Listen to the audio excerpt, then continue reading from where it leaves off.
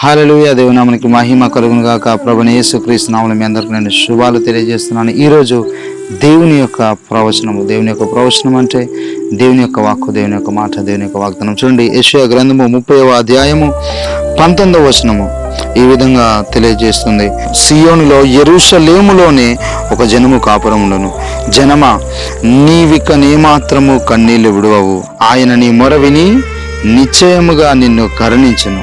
ఆయన నీ మాట వినగానే నీకు ఉత్తరము ఇచ్చును. హల్లెలూయా.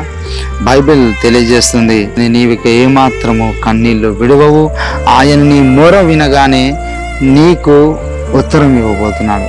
ఫస్ట్ ఆఫ్ ఆల్, ఇక్కడ నువ్వు దేవునికి మొర పెడుతున్నావా లేదా అన్నది సంగతి. దేవుడు నీ మొరను వినడానికి ఆయన సిద్ధంగా ఉన్నాడు. అంటే నీ యొక్క బాధను, నీ యొక్క దుఃఖమును వినడానికి దేవుడు సిద్ధంగా ఉన్నాడు. కానీ నీవు ఆయనకు మొరపెట్టడానికి నువ్వు సిద్ధంగా ఉన్నావా? నువ్వు ఏమాత్రము కన్నీళ్ళు విడవు.